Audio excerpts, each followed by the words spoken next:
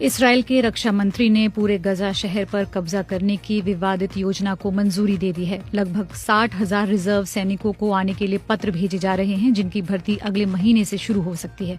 दक्षिणी गजा में नए शेल्टर्स के स्थापित होने के बाद कई फलस्तीनी निवासियों को वहां से जाने का आदेश दिया जा सकता है। इस कदम से हमास पर युद्ध विराम के लिए इसराइल की उस शर्त को स्वीकार करने का दबाव बढ़ रहा है जिसमें सभी बंधकों की रिहाई शामिल है। हालांकि इस योजना की काफी आलोचना हो रही है।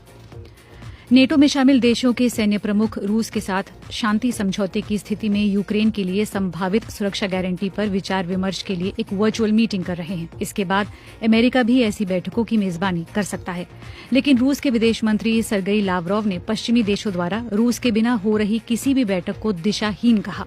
इस बीच यूक्रेनी अधिकारियों का कहना है कि दोनेत्स्क क्षेत्र में हाल के रूसी हमलों में एक व्यक्ति की मौत हुई है और 8 लोग घायल हुए हैं। वहीं रूसी अधिकारियों का कहना है कि खेरसॉ में यूक्रेनी गोलीबारी में 3 लोगों की मौत हो गई है। माफ कीजिएगा, यूक्रेनी गोलाबारी में 3 लोगों की मौत हो गई है। पाकिस्तान के कराची शहर में बारिश के कारण हुए हादसों में कम से कम 8 लोगों की मौत हो गई। सिंध सरकार ने मंगलवार को हुई भारी बारिश के बाद कराची में आज छुट्टी की घोषणा कर दी थी। बारिश के बाद मालिर नदी में पानी के तेज बहाव के कारण कोरंगी काजवे को बंद कर दिया गया है। ईरान के विदेश मंत्री अब्बास अरागची का कहना है कि ईरान संयुक्त राष्ट्र परमाणु निगरानी संस्था के साथ सहयोग पूरी तरह से बंद नहीं कर सकता है, इसलिए उसके निरीक्षकों को अंदर आने की अनुमति दी जानी चाहिए। पिछले महीने ईरान की संसद ने IAEA के साथ सहयोग निलंबित करने वाला एक कानून पारित किया था और ये शर्त रखी कि भविष्य में किसी भी निरीक्षण के लिए सर्वोच्च राष्ट्रीय सुरक्षा परिषद की मंजूरी आवश्यक होगी। जून में 12 दिनों के युद्ध के दौरान इसराइल और अमेरिका के ईरान के परमाणु प्रतिष्ठानों पर बमबारी के बाद अंतर्राष्ट्रीय निरीक्षक ईरान के परमाणु प्रतिष्ठानों तक नहीं पहुंच पा रहा था। अमेरिकी वित्त मंत्री स्कॉट बेसेंट ने कल भारत पर आरोप लगाया कि वे रूस से सस्ता तेल खरीदकर उसे रिफाइन करने के बाद ऊंचे दाम पर बेचकर मुनाफाखोरी कर रहा है। बेसेंट की ये टिप्पणी ऐसे समय पर आई है जब ट्रंप प्रशासन ने भारत पर कुल 50% टैरिफ लगा दिया है। इसमें रूसी तेल की खरीद पर 25% अतिरिक्त टैरिफ भी शामिल है, जो 27 अगस्त से लागू होगा। न्यूज चैनल CNBC पर चीन और भारत के साथ अमेरिका के दोहरे रवैये पर पूछे गए एक सवाल के जवाब में बेसेंट ने कहा कि रूस यूक्रेन युद्ध के बाद रूस से चीन का तेल आयात केवल 3% बढ़ा है, जबकि भारत का आयात 40% से ज्यादा बढ़ गया है।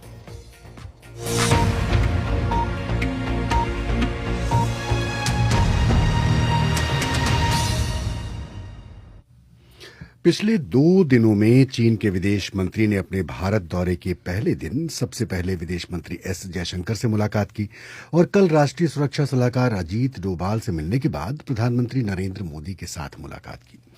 पिछले 2 दिनों में जब पूरी दुनिया की नजरें ट्रंप पुतिन मुलाकात और ट्रंप जेलेंस्की की मुलाकात पर लगी थी, उसी दौरान चीन के विदेश मंत्री भारत में अपने समकक्ष और प्रधानमंत्री से मुलाकात कर रहे थे। प्रधानमंत्री नरेंद्र मोदी ने वांग यी से मुलाकात के बाद कहा कि इस महीने के आखिर में वो शंघाई सहयोग संगठन SCO की बैठक में हिस्सा लेने के लिए चीन जाएंगे। शंघाई सहयोग संगठन की बैठक 31 अगस्त से 1 सितंबर तक होगी। इसमें कम से कम 20 मुल्कों के प्रतिनिधि शामिल होंगे। पिछले 7 सालों में ये मोदी का पहला चीन दौरा होगा। इस दौरान उनकी मुलाकात चीन के राष्ट्रपति शी जिनपिंग से भी होनी है। ऐसे में इस मुलाकात पर कई लोगों की नजरें टिकी हैं। आखिरी बार मोदी और शी जिनपिंग की मुलाकात अक्टूबर 2024 में कजान में ब्रिक्स सम्मेलन के दौरान हुई थी और उस वक्त प्रधानमंत्री मोदी ने इस बात पर जोर दिया था कि आपसी मतभेदों और विवादों को सही ढंग से संभालना जरूरी है ताकि शांति और स्थिरता भंग न हो। वांग यी ने प्रधानमंत्री मोदी से मुलाकात के दौरान उन्हें राष्ट्रपति शी जिनपिंग का संदेश और तियानजिन में होने वाले SCO शिखर सम्मेलन में निमंत्रण प्रधानमंत्री को सौंपा और प्रधानमंत्री मोदी ने राष्ट्रपति शी के इस निमंत्रण के लिए शुक्रिया कहा और अपनी सहमति भी जताई। मुलाकात के बाद प्रधानमंत्री नरेंद्र मोदी ने X पर लिखा, विदेश मंत्री वांग यी से मिलकर खुशी हुई। पिछले साल कजान में राष्ट्रपति शी से मेरी मुलाकात के बाद से भारत चीन संबंध आपसी हितों और संवेदनशील मुद्दों का सम्मान करते हुए लगातार आगे बढ़े हैं। मैं SCO शिखर सम्मेलन के दौरान तियानजिन में हमारी अगली मुलाकात का इंतजार कर रहा हूं। प्रधानमंत्री नरेंद्र मोदी ने कहा कि भारत चीन के बीच मजबूत और सकारात्मक रिश्ते न सिर्फ क्षेत्र बल्कि दुनिया में भी शांति और विकास को बढ़ावा देंगे। और जैसा कि आपको याद होगा कि गलवान में भारत और चीन के बीच हुई सैन्य झड़प के बाद दोनों देशों के संबंध खराब हो गए थे और प्रधानमंत्री मोदी का चीन दौरा ऐसे वक्त होने वाला है जब एक ओर गलवान में हुई घटना के बाद सीमा विवाद पूरी तरह से सुलझा नहीं है और दूसरी ओर पहलगाम हमले के बाद भारत पाकिस्तान के बीच हालिया संघर्ष में चीन पर पाकिस्तान की मदद करने का आरोप लगा है। सीमा मुद्दे पर विशेष प्रतिनिधियों के 24वें दौर की बातचीत के बाद राष्ट्रीय सुरक्षा सलाहकार अजीत डोभाल ने कहा कि स्थिति में सुधार हुआ है और सीमाओं पर शांति है। Since then, in the last 9 months, there has been an upward trend. Borders have been quiet. There have been peace and tranquility. Ajit Doval कह रहे हैं कि पिछले 9 महीनों में काफी कुछ हुआ, शांति और सौहार्द बना हुआ है, हमारे द्विपक्षीय संबंध और भी मजबूत हुए हैं और पिछले साल अक्टूबर में कजान में एक सहमति बनी थी और हमें उससे फायदा हुआ। जो नया माहौल बना है उसने हमें उन विभिन्न क्षेत्रों में आगे बढ़ने की में मदद की है जिस पर हम काम कर रहे हैं। और इसी बैठक के दौरान वांग यी ने कहा कि पिछले कुछ सालों में भारत और चीन दोनों को झटके लगे हैं और ये दोनों देशों के हित में नहीं है। उन्होंने ये भी कहा कि हमें ये बताते हुए खुशी हो रही है कि अब सीमाओं पर स्थिरता बहाल हो गई है। इतिहास और वास्तविकता इस बात का सबूत है कि भारत और चीन के बीच अच्छे संबंध दोनों देशों के दीर्घकालिक हितों को पूरा करते हैं।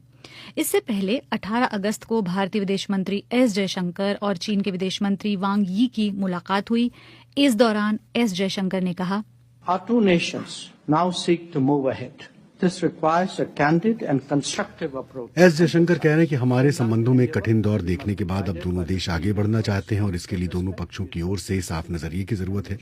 हमें 3 मूल्यों आपसी सम्मान, आपसी संवेदनशीलता और आपसी हितों का सम्मान के आधार पर अपने रिश्तों को आगे बढ़ाना चाहिए।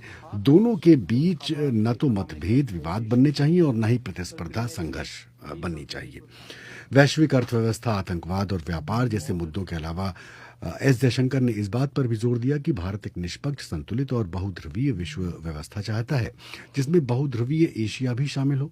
इस दौरान वांग यी ने कहा कि अच्छे संबंधों के लिए जरूरी है कि सीमाओं पर शांति रहे और डी एस्केलेशन की प्रक्रिया आगे बढ़े। तो ये बात हुई भारत और चीन के द्विपक्षीय संबंधों की, लेकिन ये सब तब हो रहा है जब ट्रंप ने भारत पर 50% का टैरिफ लगा रखा है। अमेरिका के ये नए टैरिफ 27 अगस्त से भारत पर लागू होंगे। अमेरिकी राष्ट्रपति ट्रंप का कहना है कि भारत रूस से तेल खरीद कर यूक्रेन की जंग को बढ़ावा दे रहा है और इसलिए उस पर अतिरिक्त 25% टैरिफ लगाया गया है। लेकिन चीन भी रूस का भारत से बड़ा व्यापारिक साझेदार है, फिर भी चीन पर भारत से कम टैरिफ है। तो इस तरह से देखिए तो एक ओर अमेरिका है, दूसरी ओर चीन, भारत और रूस है। प्रश्न ये है कि कहीं इसके पीछे अमेरिका की ओर से बढ़ता दबाव तो काम नहीं कर रहा, जो भारत और चीन के रिश्तों को बेहतरी की ओर ले जा रहा है। विश्लेषण के लिए मैंने बात की कई देशों में भारत के राजदूत रह चुके पूर्व राजनयिक अचल मल्होत्रा से। देखिए, ये सवाल बार बार उठ रहा है कि क्या भारत और चाइना के बीच में जो थोड़े संबंधों में सुधार होता हुआ दिखाई दे रहा है, उसका डोनाल्ड ट्रंप के टैरिफ वॉर से क्या लेना देना है, या डोनाल्ड ट्रंप की जो नीतियां हैं उसको लेके क्या है। देखिए, मेरा ये कहना है कि भारत और चाइना के बीच में जो संबंधों के सुधार की जो प्रक्रिया थी वो बहुत पहले शुरू हो गई थी। डोनाल्ड ट्रंप तो जनवरी 2025 में ही आया ना पावर में जी, लेकिन ये प्रोसेस तो पिछले साल शुरू हो गई थी जब एक अंडरस्टैंडिंग हो गई थी पेट्रोलिंग को लेके, बॉर्डर को लेके, और उसके बाद सिलसिलावार जो है आप देखिए अलग अलग लेवल पे हमारी बातचीत हो रही है चाइनीज के साथ। ऐसा नहीं था कि जैसे बिल्कुल एक हमारी तरफ से एक बहुत ही जो बॉटम लाइन थी कि जब तक पीस और ट्रैंक्विलिटी नहीं होगी बॉर्डर्स पे तो कोई भी किसी किस्म की भी बातचीत नहीं होगी। लेकिन अब वो हालात बदल रहे हैं क्योंकि वहाँ फॉर्चुनेटली काफी समय से शांति ही लग रही है बॉर्डर्स के ऊपर या जो भी लाइन ऑफ एक्शन कंट्रोल के ऊपर। तो ये एक प्रक्रिया शुरू हो गई है। क्या ट्रंप के टैरिफ वॉर ने एक मौका दे दिया है कि भाई आप भी थोड़ा सा मतलब, और भारत की विदेश नीति के लिहाज से देखा जाए तो एक ट्रिगर पॉइंट अमेरिका की तरफ से आया और उसकी वजह से इनकी जो है थोड़ी सी दोस्ती और नजदीकी और बढ़ रही है? नहीं, ये मैं तो यही मान के चल रहा हूँ, ये प्रक्रिया शुरू हो गई थी। और ट्रंप का जो रवैया है चाइना के साथ एक अलग है, हमारे साथ एक अलग है। हमारा जो आपस में ट्रस्ट बिल्डिंग की प्रोसेस है चाइना के साथ, वो एक अलग से चलेगी। हमारा खुद के अपने ट्रेड को लेके काफी इश्यूज हैं उसके साथ। और इन एनी केस जो रशिया, चाइना और इंडिया का ट्राइलेटरल काफी पुराना है। ये तो जो गालवान वैली में समस्या हो गई थी हमारे साथ, तो तब से कुछ इक्वेशंस बदल गई। वरना आप देख रहे होंगे कि IRC जो इंडिया, रशिया, चाइना ट्राइलेटरल से बहुत पहले से होते चले आ रहे हैं। तो ये बिल्कुल कह देना कि इसका कोई असर नहीं होगा, मैसेजिंग भी होती है, एक किस्म से मैसेजिंग भी है कि अगर आप ये कर रहे हैं तो हम आप डोनाल्ड ट्रंप के लिए कि अगर आप भारत को पिन प्रिकिंग करेंगे तो फिर देखिए आपके अपोनेंट्स हैं, हम उनके साथ भी मिलेंगे। ये तो इंटरनेशनल रिलेशंस आप जानते हैं कितने फ्लूइड होते हैं, आज कुछ है, कल कुछ है और परसों कुछ है। सीरिया को ले लीजिए, डोनाल्ड ट्रंप ने जिसको वहां टेररिस्ट डेजिग्नेट कर रखा था, वहां से सैंक्शंस भी हटा दिए, उससे शेक हैंड भी कर लिया। तो ये बदलती परिस्थितियों में बदलते हुए जो रवैये हैं वो तो अपनाने पड़ते हैं। लेकिन अभी हम चाइना पे भारत, मुझे नहीं लगता कि इतना मान के या इतना विश्वास करके चल रहा है कि वो एक एंटी अमेरिका, और हम चाहते भी नहीं। आई डोंट थिंक हमारी पॉलिसी में कहीं भी अमेरिका को लेकर, क्योंकि अमेरिका और भारत के जो रिश्ते हैं उसका फैलाव इतना ज्यादा है। ट्रेड बहुत इंपॉर्टेंट इशू है, इसमें कोई शक नहीं है। और जिस तरीके से डोनाल्ड ट्रंप इसको उलझा रहे हैं और वो रशिया पे सैंक्शंस की बात करते हैं, रशिया की वजह से हम पे सैंक्शंस लगाने की बात करते हैं, पेनल्टीज लगाने की बात करते हैं, एक डबल स्टैंडर्ड्स उन्होंने बना रखे हैं। खुद भी ट्रेड कर रहे हैं किसी हद तक, यूरोप पूरा किसी न किसी तरीके से रशिया को डील कर रहा है, और हमसे ये एक्सपेक्ट करते हैं कि हम उनकी बात मान के रशिया से बिल्कुल बायकॉट कर लेंगे। जबकि रशिया हमारा बहुत ही ट्राइड एंड टेस्टेड दोस्त रहा है सालों साल से, USSR के जमाने में, फिर रशियन फेडरेशन के जमाने में, और पिछले 20 साल से तो हमारी काफी उनके साथ मजबूत रिश्ते रहे। तो ये सब चीजें अपने यहाँ हिसाब से चलती रहेंगी। आज की तारीख में दो देशों के बीच के रिश्तों को मुझे लगता है कि किसी एक पर्टिकुलर इशू को लेकर पूरी जो बायलैटरल रिलेशंस है उसको हॉस्टेज में नहीं बनाया जा सकता। आप पूछ सकते हैं कि फिर हमने चाइना के साथ ऐसा क्यों किया। चाइना के साथ भी तो मेन इशू तो एक ही था ना, बॉर्डर, लेकिन हमने उससे इशू बना दिया और 4 साल लटका दिया। पाकिस्तान के साथ भी अभी हमारा यही चल रहा है, आतंकवाद एक इशू है, लेकिन पाकिस्तान के साथ रिश्ते इनकॉन्सिक्वेंशियल है in other respects, trade, economy, investment, वो सब देखा जाए तो कोई खास महत्व नहीं रखते हैं। चाइना के साथ रखते हैं, but this is how it is. कुछ ना कुछ असर तो ये एक अच्छी सिचुएशन नहीं है कि जिस तरह की भारत की और अमेरिका की कॉम्प्रिहेंसिव स्ट्रेटेजिक ग्लोबल पार्टनरशिप है, उसके देखते हुए आप इस तरह सिर्फ रशिया को बीच में रख के इंडिया को टारगेट करें, और जबकि खुद आप रशिया से डील करें, आपके सारे अलाइज रशिया से डील करें, वन वे और दी अदर। तो ये एक समझ में नहीं आती कि डोनाल्ड ट्रंप ने ये क्यों ये एटीट्यूड अपनाया है। क्या ये ईगो प्रॉब्लम है? ये भी हो सकती है। एक थ्योरी है कि ये उनकी ईगो हर्ट हुई है कि India is not following in line with the Americans. ये तब हुई जब हमने पहली बार रशिया से डिस्काउंटेड प्राइसेस पे तेल खरीदना शुरू किया, और हमने कहा कि ये तो हमारी स्ट्रैटेजिक ऑटोनॉमी का हिस्सा है। तो क्या हमारी स्ट्रैटेजिक ऑटोनॉमी डोनाल्ड ट्रंप को नहीं पच रही है? तो बहुत सारे मुद्दे हैं इसके बीच में। तो मुझे लगता है कि we'll deal, India is capable of dealing with it. America, रूस, भारत, चीन पर बात कर रहे थे भारत के राजदूत रह चुके पूर्व राजनयिक अचल मल्होत्रा। ये है BBC हिंदी का पॉडकास्ट दिन भर पूरा दिन पूरी खबर। पॉडकास्ट में आगे, अब चीफ मिनिस्टर अकाउंटेबल नहीं होगा जनता को, बल्कि चीफ मिनिस्टर अकाउंटेबल होगा इन्वेस्टिगेटिंग एजेंसीज को। हमारे देश में SI से लेकर बात 130वें संविधान संशोधन बिल की और विपक्ष की आलोचना की।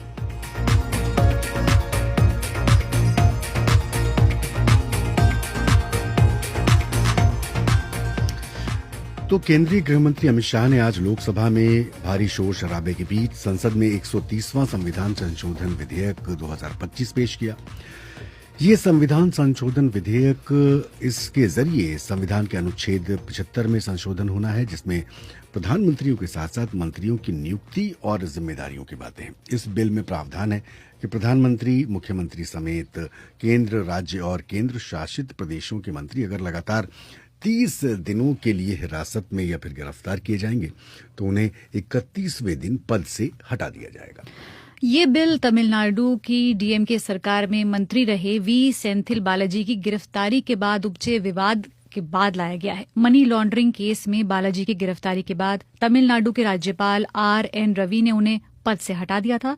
सुप्रीम कोर्ट से बालाजी को जमानत मिलने के बाद तमिलनाडु के मुख्यमंत्री ने उन्हें फिर से मंत्री बना दिया था। बालाजी को फिर से मंत्री बनाने के बाद सुप्रीम कोर्ट ने चिंता जताई थी और आज जब ये बिल पेश हुआ संसद में तो अमित शाह ने बिल के मकसद और वजह की जो जानकारी दी थी उसके रिगार्ड में लोकसभा सांसदों के बीच कुछ पत्र बांटे गए। इसमें कहा गया क्या कि निर्वाचित प्रतिनिधि भारत की जनता और आशाओं और आकांक्षाओं का प्रतिनिधित्व करते हैं। ये उम्मीद की जाती है कि पद पे रहते हुए मंत्रियों का चरित्र संदेह से परे हो। अमित शाह ने लोकसभा कार्यालय को कल यानी कि मंगलवार को सूचित किया था कि संसद के जारी सत्र में ये 3 विधेयक 130वां संविधान संशोधन विधेयक 2025, Jammu Kashmir reorganisation bill, the government of union territories संशोधन बिल 2025 पेश किए जाएंगे। और आज हंगामे के बीच गृह मंत्री अमित शाह ने इस विधेयक को पटल पर रखा।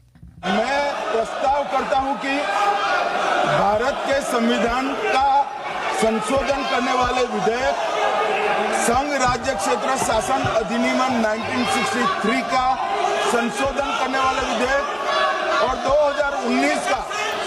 तो हम सुन सकते हैं कि शोर के बीच उन्होंने इसे पेश करने की कोशिश की। इसी दौरान विपक्ष के कुछ नेताओं ने संसद में उन्हीं के आसपास इस बिल को ही फाड़ दिया। विपक्षी दलों ने इस विधेयक की आलोचना करते हुए सरकार की मंशा पर सवाल उठाए। कांग्रेस नेता राहुल गांधी ने कहा कि ये ठीक नहीं है। वहीं प्रियंका गांधी का भी रिएक्शन आया और उन्होंने कहा कि ये डेमोक्रेसी को सपोर्ट नहीं करता है। मनीष तिवारी जो कांग्रेस सांसद हैं, उन्होंने कहा, बुनियादी बात ये है कि ये जो 3 विधेयक हैं, ये भारत के संविधान का जो मूलभूत स्वरूप है उसके पूरी तरह विरुद्ध है। भारत का संविधान जो कानून का राज है वो ये कहता है कि आप बेगुनाह हैं जब तक आपका गुनाह साबित नहीं किया जाता। और राहुल गांधी ने कहा कि भारतीय जनता पार्टी जो नया विधेयक ला रही है उस पर बहुत शोर है। हम फिर से उसी मध्यकालीन दौर में वापस लौट रहे हैं जब राजा अपनी मर्जी से किसी को हटा देता था। चुने हुए प्रतिनिधि की कोई अवधारणा ही नहीं बचती। अगर किसी का चेहरा भी पसंद न आए तो ईडी से गिरफ्तार करा लो और 30 दिन के भीतर लोकतांत्रिक रूप से चुना गया व्यक्ति पद से बाहर कर दो। वहीं टीएमसी प्रमुख और पश्चिम बंगाल की मुख्यमंत्री ममता बनर्जी ने इसे लोकतंत्र और संघीय ढांचे के लिए खतरा बताया। उन्होंने कहा ये सुपर इमरजेंसी की आगे की स्थिति है, भारत के लोकतांत्रिक युग को हमेशा के लिए खत्म करने की कोशिश है। वहीं एआईएमआईएम के प्रमुख असदुद्दीन ओवैसी ने कहा, अब चीफ मिनिस्टर अकाउंटेबल नहीं होगा जनता को, बल्कि चीफ मिनिस्टर अकाउंटेबल होगा इन्वेस्टिगेटिंग एजेंसीज को। हमारे देश में एसआई से लेकर इंस्पेक्टर से लेकर एसीपी बोलिए, डीवाईएसपी बोलिए, डीसीपी बोलिए, एडिशनल सीपी, डीजीपी तक कौन बनाता है इनको? रूलिंग पार्टी बनाती है। आईटी के ऑफिसर कौन बनाता है? ईडी के सीबीआई को रूलिंग पार्टी बनाती है। आप बताइए फिर कहाँ इंडिपेंडेंस रहेगा इन लोगों का? आप कैबिनेट के 6-7 लोगों को केस लगाइए, 30 दिन डालिए अंदर जेल में, गवर्नमेंट गिर गई उनकी। अब आखिर इस बिल की अहम बातें क्या है? विपक्ष क्यों इसकी आलोचना कर रहा है? आगे का रास्ता क्या हो सकता है? यही सब जानने के लिए थोड़ी देर पहले मैंने बात की बीबीसी संवाददाता रजनीश से। देखिए, 130वां संविधान संशोधन बिल 2025 है जिसको कि आज केंद्रीय गृह मंत्री अमित शाह ने लोकसभा में पेश किया। और आप देख सकती हैं कि संसद का जो मॉनसून सत्र है कल खत्म होने वाला है, तो इनका मकसद बस केवल ये था कि हम इस बिल को पेश कर दें और पेश करने के बाद ये संसदीय कमेटी के पास जाएगा बिल, लेकिन ये पास तो हुआ नहीं। इस बिल को पास करने के लिए संसद में इनको 2/3 बहुमत चाहिए। न राज्यसभा में इनके पास बहुमत है, न लोकसभा में बहुमत है। तो एक तरीके से कहा जा रहा है कि इन्होंने बस टेबल कर दिया है। क्या क्या संशोधन है, अगर आप ये बता सके? इस बिल में यह है कि प्रधानमंत्री, केंद्र के मंत्री, राज्य के मंत्री और प्लस जो केंद्र शासित प्रदेश हैं उनके मंत्रियों को, उन पर कोई आरोप लगता है भ्रष्टाचार का या फिर कोई गंभीर अपराध का आरोप लगता है और उनको हिरासत में लिया जाता है या गिरफ्तार किया जाता है, और ये गिरफ्तारी या हिरासत में वो 30 दिन तक चलता है, तो 31वें दिन उनको उस पद से हटा दिया जाएगा। अगर कोई मंत्री है केंद्र का तो प्रधानमंत्री राष्ट्रपति को सलाह देंगे कि आप इनको हटाइए और उनको हटा दिया जाएगा। तो पहले होता ये था कि अगर कोई मंत्री है या फिर राज्य का मंत्री हो या केंद्र का मंत्री हो तो कोई आरोप लगता है तो उस पर एक आरोप पत्र दाखिल होता था, एक न्यायिक प्रक्रिया चलती थी। अदालत में उसको कन्विक्ट किया जाता था, मतलब कन्विक्शन के बाद ही उसको पद से हटाया जाता था। तो सरकार ने क्या कारण बताया है ऐसे संशोधन का उनके हिसाब से? सरकार को लगता है कि सरकार ने जो वजह बताई है, जाहिर सी बात है कि सरकार जब कोई वजह बताती है तो वो थोड़ा सा मोरल हाई ग्राउंड ज्यादा लेते हैं। उनका कहना है कि हम एक निर्वाचित जनप्रतिनिधि हैं और हमारी जो जनता की उम्मीदें होती हैं ज़्यादा, हम बहुत ज़्यादा पारदर्शी दिखें। अगर इस तरीके के आरोप लगते हैं तो एक पब्लिक के बीच एक संदेश जाता है कि व्यवस्था में लोगों का भरोसा नहीं है, हमारे जो नेता हैं, हमारे जो जनप्रतिनिधि हैं वो ईमानदार नहीं है। तो हमें भरोसा लोगों का ज़्यादा हासिल करना है कि लोगों का सिस्टम पर भरोसा बना रहे और हम लोगों के प्रति ज़्यादा प्रतिबद्ध दिखें। सरकार ये तर्क दे रही है। तो सरकार तो करप्शन कम करने की बात कर रही है, लेकिन विपक्ष किन बातों पे अड़ा हुआ है? देखिए, विपक्ष का कहना भी वाजिब है कि आप अगर कन्विक्शन और एलिगेशन को एक कर देंगे तो फिर बड़ा मुश्किल होगा। अब भारतीय लोकतंत्र में ऐसे कई एग्जाम्पल मिलते हैं कि राजनीतिक प्रतिशोध निकालने के लिए एक दूसरे पर आरोप लगाते हैं, और भारत में कोई नई बात नहीं है कि जो सरकारी एजेंसियां हैं उनके दुरुपयोग के आरोप अक्सर लगते रहते हैं। कई बार ऐसा कहा जाता है कि विपक्ष को निशाना बनाने के लिए आप गलत आरोप लगाते हैं और उनको गिरफ्तार कर लिया जाता है। तो अगर ऐसे में कोई राजनीतिक पार्टी जो सरकार में है, अगर विपक्ष को परेशान करने की मंशा से इन सब चीजों को दुरुपयोग कोई सरकार अगर करती है तो इसके लिए एक स्पेस होगा, मतलब उसको आप कैसे रोकेंगे? मतलब अगर आप सरकार कह रही कि नहीं इसका दुरुपयोग नहीं होगा तो इस पर तो विपक्ष भरोसा करेगा नहीं। विपक्ष तो सवाल पूछेगा कि आप इसको रोकेंगे कैसे? क्योंकि आप देखिए कि सीबीआई को कहा, सुप्रीम कोर्ट की टिप्पणी थी कि आप पिंजरे में बंद तोता हैं। ईडी पर सुप्रीम कोर्ट ने कई तरह की टिप्पणियां की हैं। तो जो केंद्रीय एजेंसियां हैं उन पर गंभीर से गंभीर आरोप लगते रहे हैं। तो अब सरकार ने ये बिल पेश किया और विपक्ष विरोध कर रहा है, आगे का रास्ता क्या होगा? अभी तो इन्होंने बिल बस टेबल कर दिया, उसके बाद तो इनके पास अब कुछ है नहीं। अब इनके पास चुनौती है कि कोई भी संविधान संशोधन होता है तो आपके पास संसद में 2/3 बहुमत चाहिए। इनकी जो खुद की सरकार है, अभी एनडीए की सरकार है, बीजेपी की सरकार है नहीं। इनको टीडीपी का समर्थन मिला हुआ है, जेडीयू का समर्थन मिला हुआ है। इन दोनों ने इस बिल पर कुछ कहा नहीं है कि इस बिल के साथ है या नहीं है। मुझे नहीं लगता है कि जो क्षेत्रीय पार्टियां हैं वो इस बिल का समर्थन करेंगी, क्योंकि क्षेत्रीय पार्टियां बीजेपी के अपोनेंट भी हैं, अभी साथ में भले हैं, लेकिन कई बार होता है कि अलग होकर चुनाव लड़ती हैं। चंद्रबाबू नायडू खुद भी जेल में रहे, उन पर भी कई तरह के आरोप हैं। जदयू के कई नेताओं पर आरोप हैं। तो मुझे नहीं लगता है कि क्षेत्रीय पार्टियां तैयार होंगी। अगर इनके जो अलाई हैं तैयार हो भी जाते हैं तब भी इनके पास 2/3 बहुमत होता नहीं है। 2/3 बहुमत के लिए इनको और दूसरी पार्टियों के पास जाना होगा, और लगभग पार्टियां विरोध कर रही हैं। उनका कहना है कि ये लोकतंत्र के खिलाफ है, जो संसदीय लोकतंत्र है उसके ही खिलाफ है। आप कैसे एलिगेशन और कन्विक्शन के बीच के फर्क है उसको आप मिटा सकते हैं? तो ये थे बीबीसी संवाददाता रजनीश कुमार। विपक्षी दलों ने हाल ही में बिहार में स्पेशल इंटेंसिव रिवीजन यानी कि जो चुनाव आयोग ने जो प्रक्रिया शुरू की थी उस पर चुनाव में गड़बड़ी को लेकर चुनाव आयोग पर लगातार आरोप लग रहे हैं। और इसके साथ ही वोट अधिकार यात्रा भी कांग्रेस ने आयोजित की। आरोप सत्ताधारी पार्टी भारतीय जनता पर लगे। कांग्रेस सांसद गौरव गोगोई से बातचीत की है बीबीसी हिंदी के संपादक नितिन श्रीवास्तव ने, और इससे जुड़े सवाल पूछे। स्पेशल इंटेंसिव रिवीजन बिहार में, खुद आपके जो सबसे टॉप लीडर हैं राहुल गांधी, वो एक यात्रा इस वक्त चला रहे हैं बिहार में। बिहार कितना जुड़ रहा है राहुल गांधी से, कितना कनेक्ट कर पा रहा है इस यात्रा से और इस मुद्दे पर राहुल के सड़कों पर उतरने से? देखिए, ये तो आपके पत्रकार बताएंगे। हमें जो जानकारी मिल रही है वो ये है कि बहुत ही एक शानदार रिस्पांस हमको मिल रहा है, और क्योंकि लोग समझते हैं कि आज उनके जो संवैधानिक अधिकार है, जो मूल अधिकार है, एक सरकार को चुनने का, एक सरकार के काम के आधार पे सरकार को वोट देकर वापस लाने का या वोट देकर सरकार को हटाने का, कहीं ना कहीं उस वोट के प्रक्रिया पर, वोट देने के अधिकार पर बहुत बड़े बड़े प्रश्न चिन्ह लगे हुए हैं। आज के तारीख में अच्छा ये होता कि चुनाव आयोग निष्पक्षता से सारे सवालों का जवाब देते। कहीं ना कहीं चुनाव आयोग खुद ही के रेप्यूटेशन को, खुद ही के छवि को खंडन कर रही है। इलेक्शन कमीशन कहता है कि आपकी पार्टी कांग्रेस, राहुल गांधी, आप सब लोग एक स्मेयर कैंपेन चला रहे हैं, आप लोग जनता को गुमराह कर रहे हैं। ये एक ऐसी एक्सरसाइज है जो सालों साल होती रही है, और वो प्रूफ भी देते हैं। आप भी प्रूफ देते हैं, वो भी प्रूफ देते हैं। महादेवपुरा की बात होती है, फिर हरियाणा की बात होती है।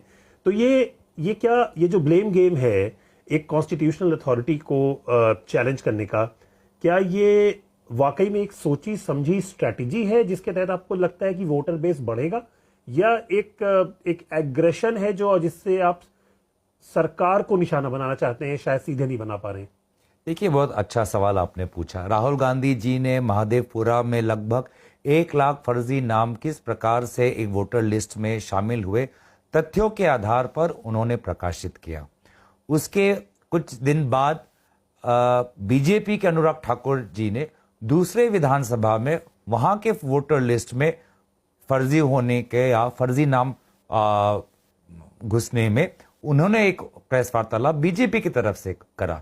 लेकिन जब हम चुनाव आयोग की बात सुनते हैं तो लगता है कि वो सिर्फ और सिर्फ कांग्रेस पार्टी को निशाना साध रही है। क्यों उन्होंने बीजेपी पर सवाल नहीं उठाए? क्यों वो अनुराग ठाकुर से एफिडेविट नहीं मांगते? क्यों वो भाजपा से एफिडेविट नहीं मांगते? और आज चुनाव आयोग क्या स्पष्टीकरण देती है कि अगर उनसे कोई गलती हुई तो राजनीतिक दलों का जिम्मेवारी है कि उनकी गलतियों को पकड़ने का, नहीं, ये उनकी जिम्मेवारी है कि वो गलत वोटर लिस्ट प्रमाण ना करें। और जिस प्रकार से उन्होंने सुप्रीम कोर्ट में हर विषय पर उन्होंने एसआईआर को लेकर जो सुप्रीम कोर्ट को एक प्रकार से सुप्रीम कोर्ट के राय के खिलाफ वो आर्ग्यू कर रहे थे कि 65 लाख ये जो मतदाता जो वोटर तालिका से हट गए उनका स्पष्टीकरण देना जरूरी नहीं है, आधार कार्ड जरूरी नहीं है। आखिर जो राय आया वो इनके विपरीत आया। जो आपने कहा कि सुप्रीम कोर्ट ने कहा कि आधार को मान्य करो, वोटर लिस्ट को छापो, 65 लाख लोग जिनका नाम नहीं है उनको आप जाहिर कीजिए, हर जगह लोगों को बताइए। लेकिन शुरुआत से सुप्रीम कोर्ट ने इस पूरी एक्सरसाइज को गलत नहीं ठहराया है। तो इस एक्सरसाइज जो एसआईआर की एक्सरसाइज है, इसको क्वेश्चन करना क्या ये सही था? ये सही फैसला? देखिए, चुनाव आयोग हर पार्टी के संदर्भ में हर पार्टी को विश्वास में लेकर बातचीत करनी चाहिए थी। क्या उन्होंने किसी पार्टी से बातचीत की एसआईआर लागू करने से पहले? क्यों बिहार के चुनाव के 2-3 महीने पहले ये करना पड़ा, जबकि बिहार में जून के महीने में एक रिवीजन, समरी रिवीजन हो चुका था? तो क्यों करना पड़ा? तो कहीं ना कहीं देश देख रहा है कि चुनाव आयोग, जिस चुनाव आयोग की अध्यक्षता में एक बार टीएन सेशन ने उनकी छवि को बहुत ऊंचाई तक लेके गए हैं, आज मोदी सरकार के आने के बाद चुनाव आयोग की गरिमा में बहुत गिरावट आई है, बहुत प्रश्न उठे हैं। कांग्रेस की हिस्ट्री में एक ऐसा भी पीरियड रहा है जिसमें जो कांग्रेस के प्राइम मिनिस्टर्स थे उनके ऊपर ऑटोक्रेट होने का, पुरुष हो या महिला, ऑटोक्रेट होने का, नेपोटिज्म करने का, मन माफिक सरकार चलाने का, इमरजेंसी लगाने का आरोप लगा था। उस दौरान भी इस तरह की इंस्टीट्यूशंस को क्वेश्चन किया गया था, अखबारों में लिखा गया था, इसी तरह से लोग सड़कों पर उतरे थे, जुलूस निकले थे। कैसे इसको जस्टिफाई करेंगे? जिस समय का उल्लेख कर रहे हैं उसके बाद कई कांग्रेस सरकार भी आई है और कई कांग्रेस विरोधी सरकार भी आई है। आज भी जनता अपना मत देना चाहती है और जनता अपेक्षा करती है कि भारत सरकार और आज केंद्रीय चुनाव आयोग मशीन रीडेबल वोटर तालिका सबको दे, ताकि आज टेक्नोलॉजी के द्वारा एक नाम 4 बार ना आए।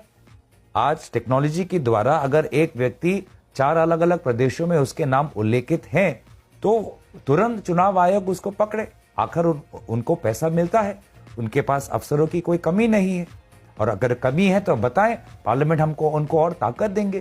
तो मुझे लगता है कि बहुत मतलब हर समय में हर विपक्ष का काम होता है जनता के हित के अनुसार सरकार से सवाल पूछने का, और वही कर्तव्य आज हम निभा रहे हैं। गौरव गोगोई का ये इंटरव्यू अगर आप देखना चाहते हैं तो बीबीसी हिंदी के यूट्यूब पन्ने पर आइए। आज के पॉडकास्ट में बस इतना ही। अगली मुलाकात होगी कल यानी कि बृहस्पतिवार को। कार्यक्रम का आज तकनीकी पक्ष संभाल रहे थे अजीत सारथी, मोहनलाल शर्मा और सुमिरन को इजाजत दीजिए। नमस्कार।